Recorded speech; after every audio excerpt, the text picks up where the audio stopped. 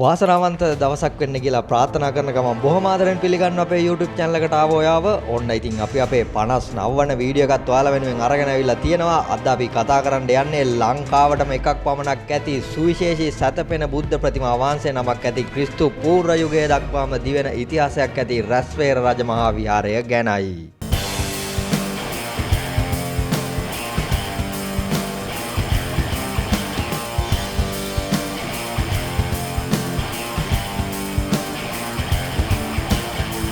රැස්වැහෙර කිව්ව ගමන් ඔයාලට මතකෙට එන්නේ අවකන බුද්ධ ප්‍රතිමා වහන්සේ වගේම විශාල හිටි බුද්ධ ප්‍රතිමා වහන්සේ නමක්නේ. ඉතින් මේ බුද්ධ ප්‍රතිමා වහන්සේ ගැන කතා කරන්න කලින් ඔයාලව මේ රැස්වැහෙර රජමහා විහාරය පිළිබඳව දැනුවත් කළොත් හොඳයි කියලා හිතුණා. ඒ වගේම රැස්වැහෙර රජමහා විහාරය පිළිබඳව කතා නොකරත් බැහැ. රැස්වැහෙර රජමහා විහාරය ගැන කතා කරනවා නම් එය ක්‍රිස්තු පූර්ව යුගය දක්වාම දිවෙන ඉතා දිගු ඉතිහාසයක් ඇති විහාරස්ථානයක්. මෙම ප්‍රදේශය පුරාම ගල්ගුහා රාශියක් විසිරී පවතින බව සඳහන් වෙනවා. එම ගල්ගුහාවල ක්‍රිස්තු පූර්ව 3 වන සියවසේ සිටම සංඝයා වහන්සේලා වැඩවිසූ බව සඳහන් වෙනවා. මුල්ම යුගයට අයත් බ්‍රාහ්මණ සෙල්ලිපි ගණනාවක් මෙම ගල්ගුහාවලින් හමු බවත් ඒවායෙන් ඒ බව තහවුරු වන බවත් සඳහන් වෙනවා. සොයාගෙන ඇති වෙනත් සෙල්ලිපි වලින් ධම්මරුචි නම් භික්ෂුවක් පිළිබඳව සඳහන් වෙනවා. ධම්මරුචි නම් මහායානික නිකායක් පැවති බැවින් මහායානික බෞද්ධාගමත් මේ ආශ්‍රිතව තිබෙන්නට ඇති බවට විශ්වාස කරනවා. ඒ වගේම මහරහතන් වහන්සේලා 366 නමක් වැඩවිසූ කටාරම් කෙටු ගල් කුටි 99ක් පමණ ඇති බව සඳහන් වෙනවා. මෙම විහාරස්ථාන භූමියේ වැඩ සිටින බෝධින් වහන්සේ දේවානම් පියතිස්ස රජතුමා විසින් රෝපණය කරන ලද දෙතිස්ඵල බෝරුකක් බව සඳහන් වෙනවා. ඒ කියන්නේ ජයශ්‍රී මහා බෝධින් වහන්සේගෙන් පහළ වූ මුල්ම බෝපල 4 තිබූ බීජ මගින් හටගත් ප්‍රථම බෝධින් වහන්සේලා 32 නමගෙන් එක් බෝධින් වහන්සේ නමක් තමයි මේ. එය ක්‍රිස්තු පූර්ව 250 210ත් අතර කාලයේදී රෝපණය කළ බව සඳහන් වෙනවා. මෙම බෝධින් වහන්සේ මෙම ස්ථානයේ රෝපණය කළ දිනයේ මේ ප්‍රදේශය පුරාම වර්ණවත් ආලෝක ධාරා විහිදුන බව සඳහන් වෙනවා. ඒ හේතුවෙන් මෙම ස්ථානයට රැස්වැහෙර යන නම පට බැඳුණු බව සඳහන් වෙනවා. මෙහි ඇති බෝධිගරය අපට අන් කිසිදු තැනක දැකිය නොහැකි ගල් ස්තර 4කින් සමන්විත ගල් එකින් එකට තබා සෑදූ බෝධිගරයක්. මෙම ගල් ස්තර දෙස බලන විටත් පොළොව මට්ටමේ සිට බෝධින් වහන්සේ රෝපණය කර ඇති උසත් සලකා බලන විට අපට යම් කරුණක් තහවුරු වෙනවා. එය තමයි කාලිංග මාග ආක්‍රමණිකයා මෙම විහාරස්ථානය ඇතුළුව ශ්‍රී ලංකාවේ බොහෝ වෙහෙර විහාරස්ථාන විනාශ කළානේ. ඒ සමයෙහි මෙහි තිබූ අගනා බෝධිගරයත් ඔහු විනාශ කර තිබෙනවා. පසුව එය ගොඩනගා තිබූ ගල් මේ ආකාරයෙන් මෙම බෝධින් වහන්සේ වටා ගොඩනගා තිබෙනවා. යලිත් එවැනි බෝධිගරයක් නිර්මාණය කිරීමට පසු කාලෙකදී හැකි වෙලා නැහැ. මෙම බෝධින් වහන්සේ පසු කර ගිය පසු අපට දැනට ඉතිරිව ඇති ලෙන් විහාර දෙකක් දක්නට ලැබෙනවා. මේවා ඉදි කරන ලද්දේ වලගම්බා රජු බව සඳහන් වෙනවා. එතරම් දුර අතීතයකට මෙහි ඉතිහාසය දිවෙන බවට අපට පළමුව හමුවන කුඩාලෙන් විහාරය ඉදිරිපස ඇති ආරම්භක යුගයේ මුරගලක් වන පුන්කලස් මුරගල සහ ඇතුළත ඇති සිරිපතුල් ගල් අපට සාක්ෂි සපයනවා. ප්‍රතිමා ගෘහයට ඇතුළු වන විටම ඊතා අලංකාර මකර තොරණක් දක්නට ලැබෙනවා.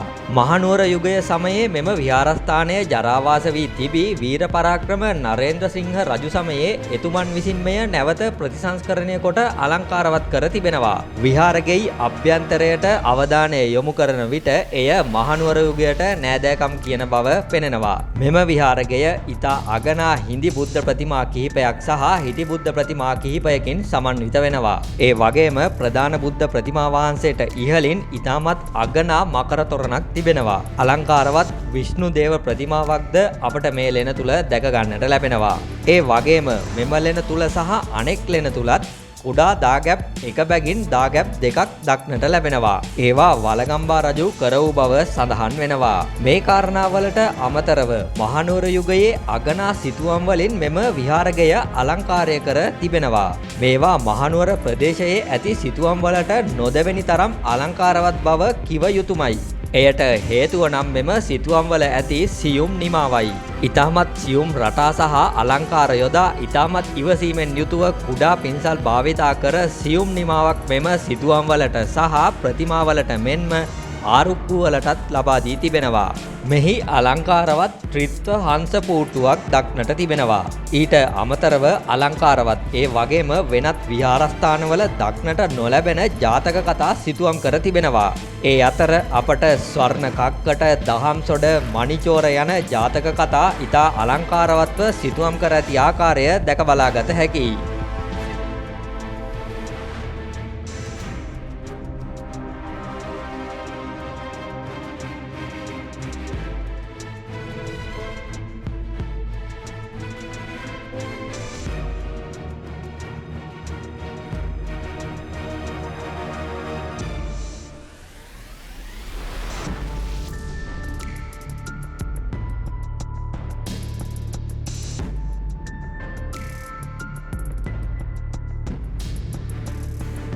වියනෙහි ඉතා අලංකාරවත් මාර පරාජය සිතුවමක් තිබෙනවා.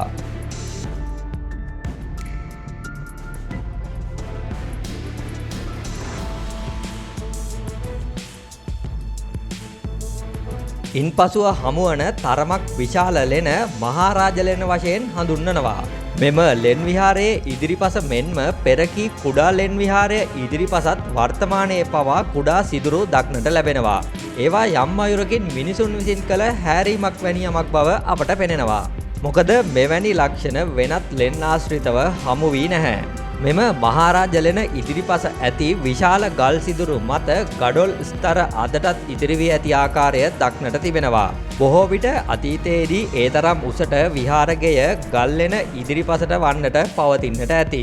මෙම ලෙන ඉදිරිපස පුරාණ සිංහල භාෂාවෙන් පූර්ව බ්‍රාහ්මීය අක්ෂර වලින් තිස්සභූති ස්වාමීන්ගේ සහ පරචව නම් ගමේ මක්දිමගේද සේනාපති පුත් පදුමගේද චන්දක නමැති ලෙනත් චන්දක නමැති ස්තූපයත් යනුවෙන් සඳහන් වෙනවා. එය ක්‍රිස්තු පූර්ව 2ත් 1ත් යන කාලයට අයත් බව සඳහන් වෙනවා. ඉතින් මෙම ලෙන තුලද හිටි බුද්ධ ප්‍රතිමා වගේම හිඳි බුද්ධ ප්‍රතිමා කිහිපයක්ම දැක බලාගත හැකියි. ඊට අමතරව දේව ප්‍රතිමා කිහිපයක්ද ඉදිකර තිබෙනවා. මෙහි වියනෙහි නෙළුම් මල් මෝස්තර සහ බුද්ධ රූප විශාල ප්‍රමාණයක් සිතුවම් කර තිබෙනවා. ඇත්තටම අපට මේ ලෙන දඹුලු රජමහා විහාරයේ මහාරාජ ලෙන සිහිගන්වනවා. විහාරයට ඇතුළු වන විටම සූවිසි විවරණය ඉතා අලංකාරවත් ලෙස සිතුවම් කර තිබෙනවා.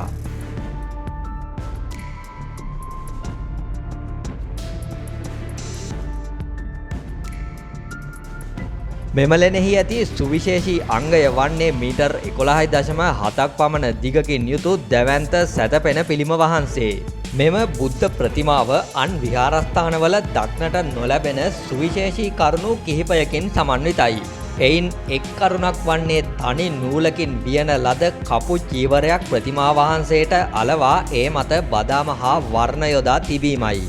එය එක්තරා දුප්පත් කාන්තාවක් සිය අතින් ගොතන ලද ඒ වගේම එය බුදුරජාණන් වහන්සේ උදෙසා කළ පූජාවක් බවත් සඳහන් වෙනවා.